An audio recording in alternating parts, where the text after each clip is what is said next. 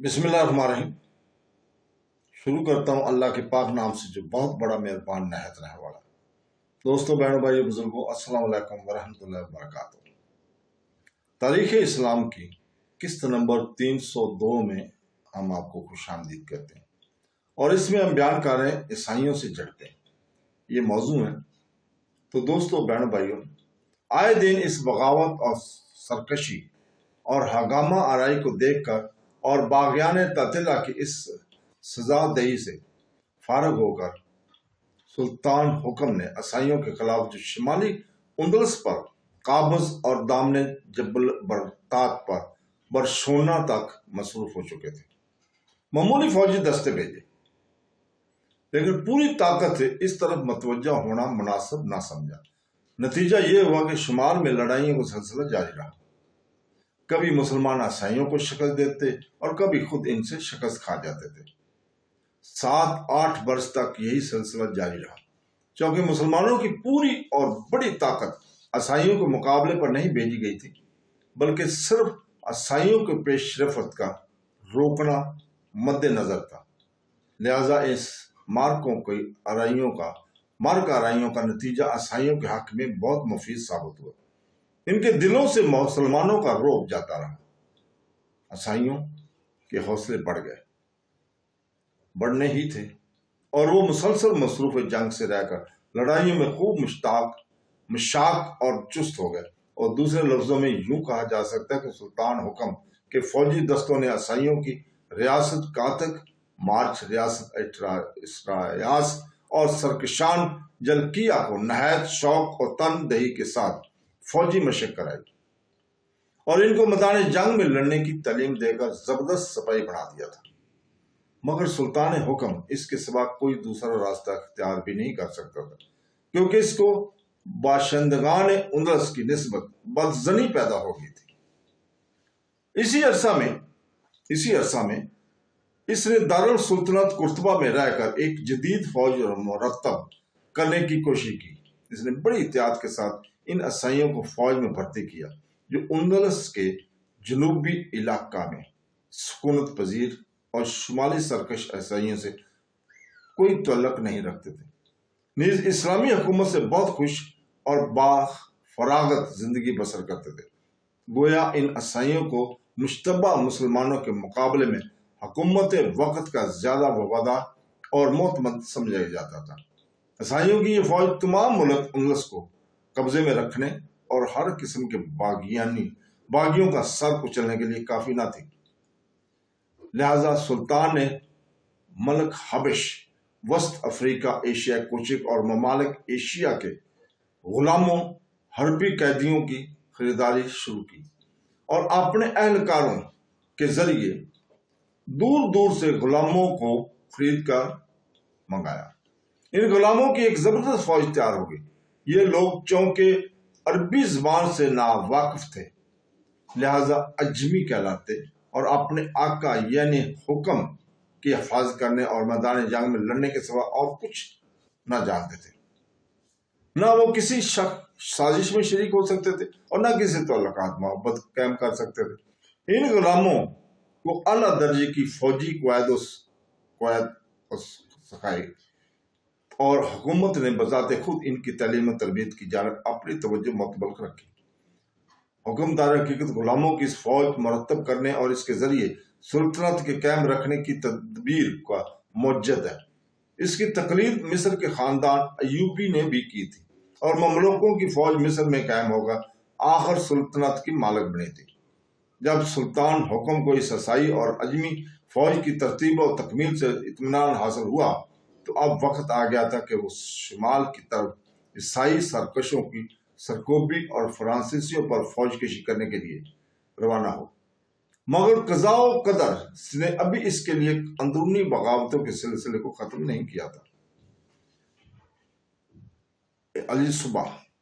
عصبہ بن عبداللہ حاکم مریدہ نے ایک غلط فہمی کی وجہ سے علم بغاوت بلند کیا۔ سلطان کو اس طرف خود متوجہ ہونا پڑا۔ عصبہ بن عبداللہ سلطان حکم کا چچا زاد بھائی بھی تھا اور بہنوئی بھی۔ آخر عصبہ مسور اور گرفتار ہوا मगर सुल्तान की बहन ने दरमियान में पढ़कर गलतफहमी को रफा कर दिया और सुल्तान ने असबा को आजाद करके इसके खता को माफ और दारुस्सुल्तानत कर्तबा में रहने का हुक्म दिया। इस बगावत से सुल्तान अभी फारग ही हुआ था कि एक अजीम और शान खतरा नुमा हुआ, जिससे यकायक कैसर हुकूमत महदम ही हुआ चाहता था। तफसील इसकी ये अजमाल की तरह है कि 1998 हिजरी में मालकी गिरोह ने फिर उसार उठाया।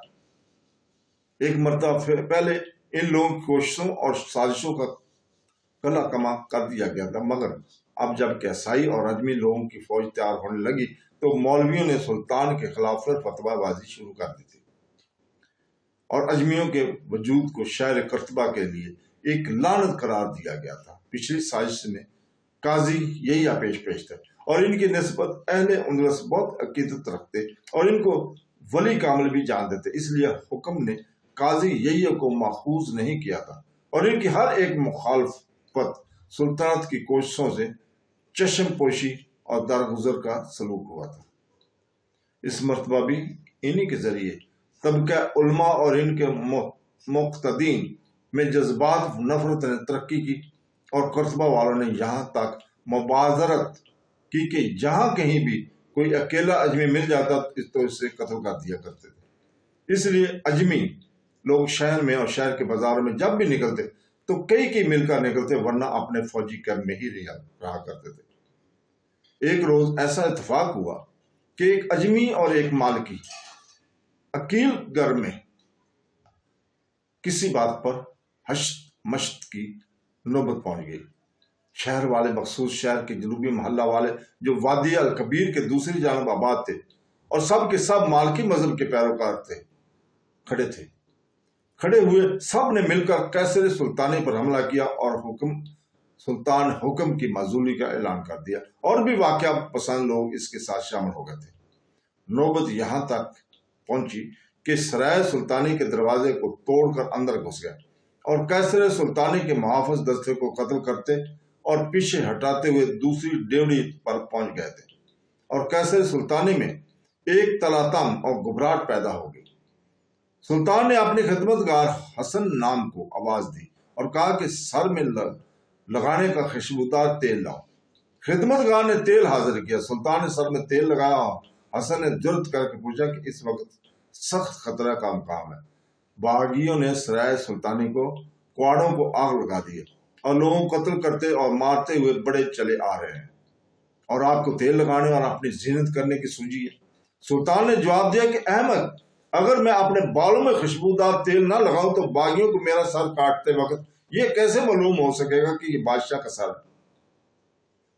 इस हकायत को मौरखीन ने इस बात की सबूत में नकल किया कि सुल्तान हुक्म सख्त से सख्त परेशानी घबराहट के मौका पर भी मुस्तकिल मिजाज रहा करता था और हवास बाख्ता नहीं हुआ था। इसके बाद सुल्तान ने अपने चचाजाद भाई असबा को बुलाकर हुक्म दिया कि जिस तरह मुमकिन हो तुम अपने आप को बागियों के इस मुहासरे से बाहर निकालो और फौरन वादी अल कबीर के इस तरफ जाकर जनूबी मोहल्ला में आग लगा दो। असबा ने इस हुक्म की तामील की और एक चोर दरवाजा के जरिए अपने आप को बागियों के मुहासरे से बाहर निकालकर लेने में कामयाब होकर और चंद हमराइयों के हम साथ लेकर कुर्तबा के एक नुआही छावनी में खबर पाई जी के फौरन मुसल्लह होकर जनूबी मोहल्ला में पहुंचो और खुद वहां पहुंचकर मुतहद मकामात में आग लगा दी। इतने में छावनी से फौज भी वहां पहुंच गई। कैसर सुल्तानी का मुआसरा करने वाले बागियों ने जब आग के शोले और धुएं के बादल जनूबी मोहल्ला से उठते हुए देखे तो वो लोग जो इस मोहल्ला में रहते थे और वही ज्यादा तादाद में इस बगावत की सरगना भी थे, अपने मकानों को बचाने के लिए इस तरफ दौड़े और फौरन कैसर सुल्तानी बागियों से खाली हो गया था। सुल्तान ने इस मुनासिब मौका से फायदा उठाने में मुतलक कोताही ही ना की। फौरन अपने मुहावज दस्ते को लेकर इन बागियों के पीछे कैसर से रवाना हुआ। इधर से असबा बिन अब्दुल्ला ने, इधर से सुल्तान हुक्म ने हमला करके इन बागियों को खूब कत्ल किया और फिर कत्ल की ममानत का हुक्म देकर बागियों की गिरफ्तारी का हुक्म दिया। बहुत जल्द छावनियों से फौजें आ गईं और हजार बागी गिरफ्तार निकाली गए। अब मजबूर होकर हुक्म ने हुक्म दिया कि मालकी मजहब के जिस कदर कार करतबा और इसके नवा में मौजूद है, सब कुछ जला वतन कर दिया जाए। ये जला वतनी का हुक्म सिर्फ इन लोगों के लिए था जो इल्म और फजल से बराबर न थे। इनमें अक्सर नौ मुस्लिम असाई शामिल थे। या काजी यहिया और दूसरे उलमा को बवजह इनके इल्म और फजल के माफ किया गया, और इन बावजूद इसके असल मौजब फसाद इन्हें लोगों का वजूद हुआ करता था। सुल्तान हुक्म ने यही काफी समझा कि इनके मुक्तदीन को जलावतन करके इनकी ताकत को तोड़ा और इनके इल्म और फजल से खुद फायदा उठाया जाए। ये मालूम होकर तोज्जब होता है कि यही काजी यहिया चंद साल के बाद सुल्तान हुक्म के मसाइब और बेतकल्लफ मशीर खास थे। इन मालकी लोगों की जलावतनी के हुक्म की तमील बड़ी सरगर्मी से अमल में लाई गई थी।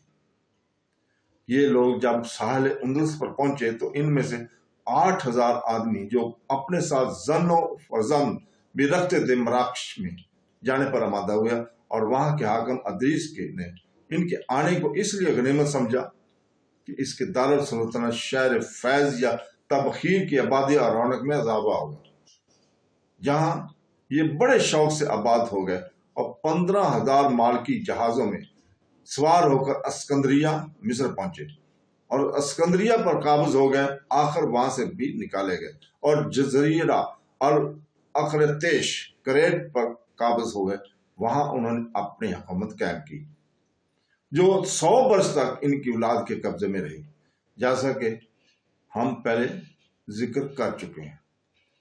इसके बाद ही खुर्रम बिन वाब ने मुकाम बाजा में इल्म बगावत बुलंद किया, और इस बगावत का अंजाम यह हुआ कि खुर्रम ने सुल्तानी फौज के मुकाबला में शिकस्त गई और अफू तकसरियात का ख्वाह हुआ। सुल्तान ने इसकी खता माफ कर दी। अब और भी इस बात का यकीन हो गया कि मुल्क की हालत अभी तक काबिल इत्मीनान नहीं और बगावत के जारसीम जा बजा मौजूद थे। तो दोस्तों, इसके साथ ही हम आज इजाजत चाहते हैं कल तक के लिए।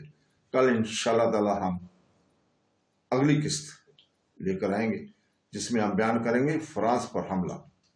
ये हमारा मेन टॉपिक होगा। तो दोस्तों, अल्लाह हाफ़िज़।